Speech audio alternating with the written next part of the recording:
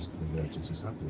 But that might mean that we as individuals might have to accept that some of our money goes to strong organisations in the system, except that the UK government's aid money, along with other donors as well, go to strengthen the sector, to make it robust, to make it sure that these kind of abuses don't happen. So you're saying for individuals, probably better to carry on giving than to stop? Absolutely. I actually wrote a piece in the Post rather than stopping donating, which is the knee-jerk popular response by many, that we should actually, now is the time actually to invest in the sector, which I know may come as counterintuitive, but I would say that we have been somewhat naive as the giving public.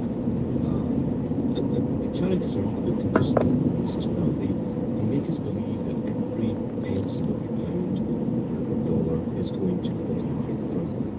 And that has led to, I believe, a culture of underinvestment, not just in the safeguarding and audits that are related here, but also in things like technology, in human capital, in training. And these are all very, very important in terms of getting the outcomes that we want for aid and development. So we need to have a grown-up conversation about this. And my hope is that this report catalyses that conversation. I think would it be grown-up though to give more money to organisations which, to use Jean Miller's phraseology, let the burglars in, and in some cases try to silence whistleblowers? Yes, it would. I mean, I'm not talking about governments or individuals giving money blindly. I think these have to come with assurances that our money has been spent properly. And no government money is handed out without some of these assurances. But I think that the danger is that we throw the baby out with the bathwater. That there's abuse is not unique to the aid workers. You know, we've heard about abuse in the film industry. There's abuse in schools. We don't stop our kids going to school when we hear about an abusive teacher. We don't stop our kids going to church or the cinema when we hear about an abusive priest or something going on that's unsavoury. There's 99% of the aid workers in the sector, and I've worked with them up close, are good people doing the right thing with our money, and they're doing stuff that we don't want to do ourselves. So let's make sure we support them. This idea that we should give more money, I think that a much better solution, I would think, is if the sector was far more transparent about where the money is going in the first place. And secondly, if we could perhaps, especially with overseas charities and NGOs, and I've seen this firsthand, that perhaps they could divert some of the frivolous spending that they have when it comes to transport and hotels and offices, etc., and actually just be much more efficient in ensuring that that money is spent on safeguarding rather than making this excuse that they need more money. I absolutely do not believe that the sector needs more money to ensure that it has better safeguarding, better governance and scrutiny. My argument is that it has the money, it has decided to use it in a very irresponsible way, and that they have not done enough about checking individuals who come into the charity sector, and they have not listened to whistleblowers enough. What about Gid Bullock's point, he didn't put it like this, but that we are perhaps as individuals a little starry-eyed about our expectations? I think that has been the case, and if you work hard in the practice, we are where today, and we need to be about how the ever changes all stakeholders, be it donors, sizes, partners, governments, and the charities themselves, have to take responsibility now to make sure that individuals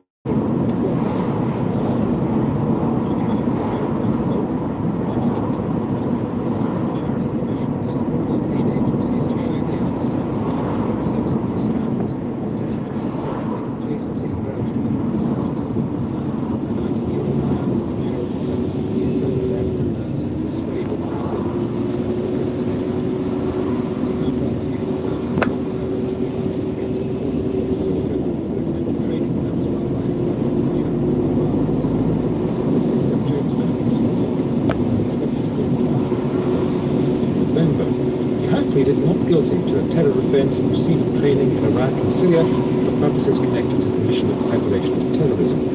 As you've heard, the charges against him have been dropped. Joel Benathan QC is one of James Matthews' lawyers. Thanks for taking the time. Tell us a little about him first. Why did James Matthews want to fight? Well, Jim Matthews was teaching abroad. He saw, I think, on the internet images of ISIS fighters brandishing the decapitated heads of women Kurdish fighters who were fighting against them, obviously, and then he travelled to northern Syria in order to help fight against ISIS. And he, of course, has a background in this. He was a soldier. Yes, he was in the British Army, I think, in Bosnia when he was deployed there. And he went there, he had a very brief period of training, and then saw 2 tours of duty fighting with Kurdish forces in northern Syria against ISIS. And this was very open, this was on the television. There was a Channel 4 documentary which he was filmed in. He spoke and he was filmed fighting using guns against ISIS. When did it first become clear to him that he was in trouble with the British authorities?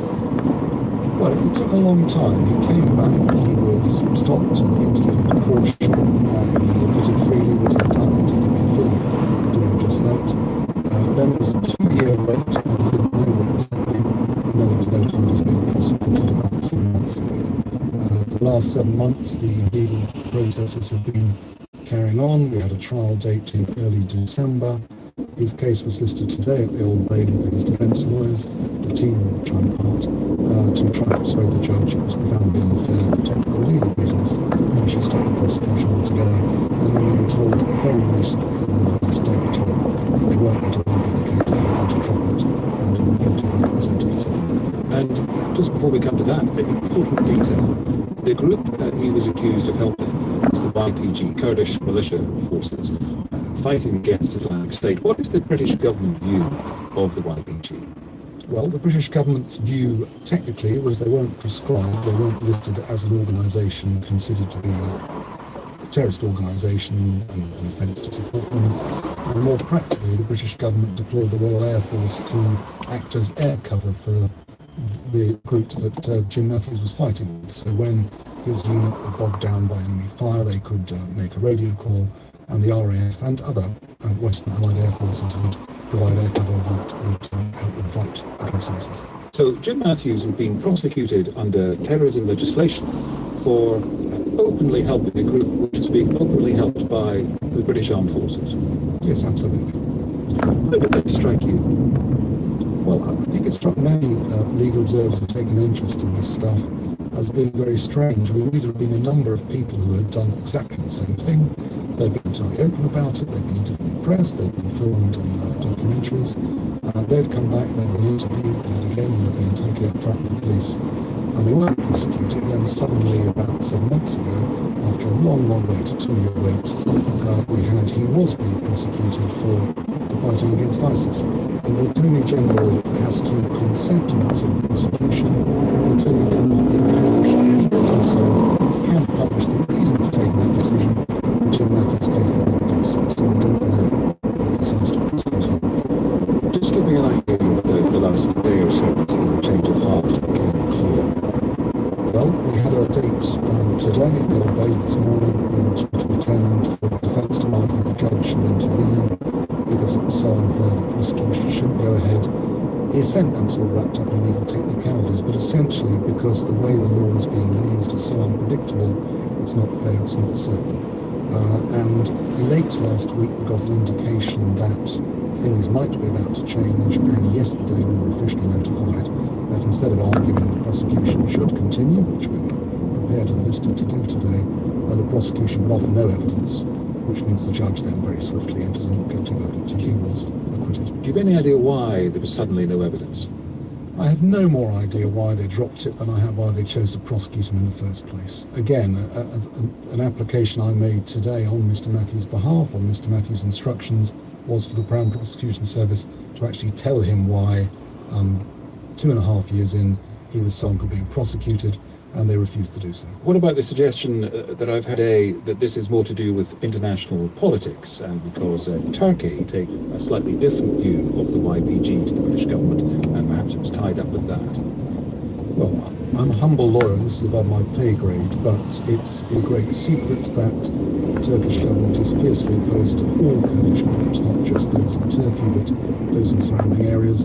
It's no great secret that our government is very keen to have closer financial trading relations with the Turkish government, and we have a situation where people very recently were not being prosecuted for more or less exactly what Jim Matthews was doing, and now suddenly he was being prosecuted. Now, I don't know what was in the Attorney General's mind, and he declined to publish the reasons for prosecuting Mr. Matthews, so people have to draw their own conclusions. Well, we've done our bit. Let me read you a statement from the Attorney General. The Crime Prosecution Service is operationally independent and makes its decisions to prosecute independently of government. The decision to drop the case against James Matthews was taken independently by the CPS. The Attorney General does not decide whether or not to continue a prosecution. That is a matter for the CPS. So the Attorney General batting the ball into CPS's court. Well, two comments on that. Firstly, it seems to me it's inconceivable that if the Attorney General had authorised the prosecution in the first place, it's inconceivable the Crown Prosecution Service would have dropped it without talking to him. And secondly, there doesn't need to be a mystery about this. The Attorney General is fully entitled, and in the past, previous attorneys have done just this, to publish exactly why they're choosing to prosecute someone, and the CPS in their turn are fully entitled to say, well, they're not prosecuting someone. In Jim Matthew's case, we have had neither. So frankly, we're as baffled now by them desisting as we were when they started in the first place. Well, we weren't put off. We contacted the CPS to see if they'd come on. They didn't want to. We got a statement which says all cases are kept under review. As a result of new evidence specific to this case, we have concluded there is no longer a realistic prospect of conviction in this matter. As such, the prosecution offered no evidence against James Matthews. The proceedings against him have now come to an end. What do you think of that? Well, I mean, he was filmed firing a machine gun at ISIS positions. He was interviewed on camera unmasked, saying he was fighting ISIS. He came back to England, was interviewed under caution, and said, yes, I've been fighting ISIS because they were running a campaign of, torture, a campaign of rape against Yazidi women, executing hostages. So this has all been completely out in the open before he came back and immediately when he came back. So why it took 2 years to decide they would prosecute him, and what evidence can possibly have emerged 7 months into the prosecution to change that, I'm afraid I'm as bewildered as I suspect the public is. Just finally, how is he? He's had 2 years of uncertainty, followed by 7 months of facing the possibility of being convicted and imprisoned over a terrorist conviction. I think Mr. Matthews today is relieved and taking it away. Joel Nathan Gibson, thank you.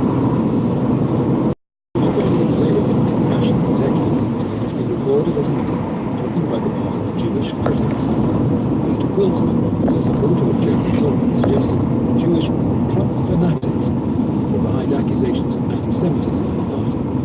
He expressed amazement when others in the room indicated they'd witnessed anti-Semitism in Labour. The reporting was published by the Jewish Chronicle. They're Trump fanatics and all the rest of it. So I'm not going to be lectured to by Trump fanatics making up information without any evidence at all.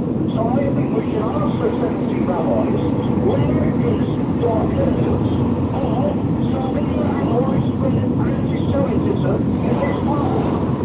Pete Wilsman, who is standing for re-election to the National Executive Committee, has apologised for any offence caused by his remarks. It was too late to stop Tom Watson, the Labour deputy leader, from describing Pete Wilsman as a loudmouth bully. He calls for the party to launch the same sort of formal investigation into Pete Wilsman that's underway into others in the party who are critical. The NEC at the moment, I think it would be very helpful if Jeremy Corbyn could ask Pete Wilsman to step down from those elections, because I think that would actually help us make clear that the Labour Party is going to take seriously anti-Semitism in future. Yvette Cooper talking to Sarah Montague. Ben Wright is our political correspondent. We heard Yvette Cooper's words there. How widespread is her view in the party, do you think?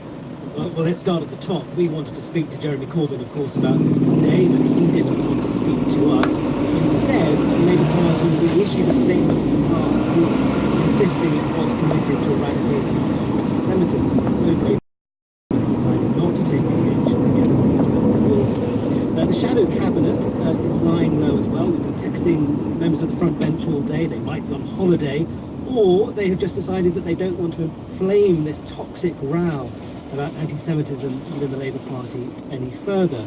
But I'm sure, Eddie, that a very large number of Labour MPs will share the fury of Yvette Cooper and Tom Watson. The backbencher Luciana Berger, chairwoman of the Jewish Labour movement, said she was sickened by the comments and said they should lead to Mr. Wilsman's suspension. But I think most